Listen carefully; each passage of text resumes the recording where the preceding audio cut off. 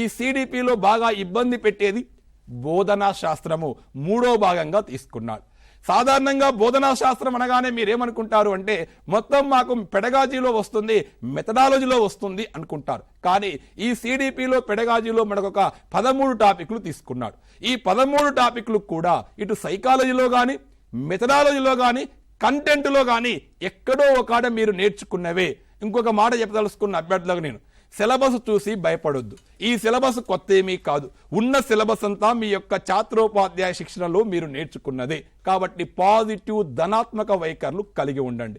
బోధన అంటే ఏంది, అభ్యసనం అంటే ఏంది, బోధకుల లక్షణాలు ఎలా ఉంటాయి, బోధనా దశలు ఏముంటాయి, అభ్యాసన రకాలు ఏముంటాయి, ప్రత్యేకోత్సవాల పిల్లలంటే ఎవరు, వారు ఎలాంటి లక్షణాలు కలిగి ఉంటారు, ఆ వైకల్యాల రకాలు ఏంటి, బాలక్కులు ఏం చెప్తున్నాయి, క్లాస్ రూమ్ నిర్వహణ అంటే ఏంది, లీడర్షిప్ అంటే ఏంది, కౌన్సిలింగ్ అంటే ఏంది, గైడెన్స్ అంటే ఏంది, విద్యాకు చట్టాలు ఏం చెప్తున్నాయి, ఎన్సీఎఫ్ ఏం చెప్తుంది, కంటిన్యూ కాంప్రహెన్సివ్ ఎవాల్యుయేషన్ ఎలా ఉంది అనే అంశాలు మాత్రమే దీంట్లో ఉన్నాయి. ఈ బోధనా శాస్త్రంలో మీరు చూడని అంశాలు ఏవీ లేవు, అన్నీ మీకు వచ్చినటువంటి అంశాలే దీంట్లో ఉన్నాయి.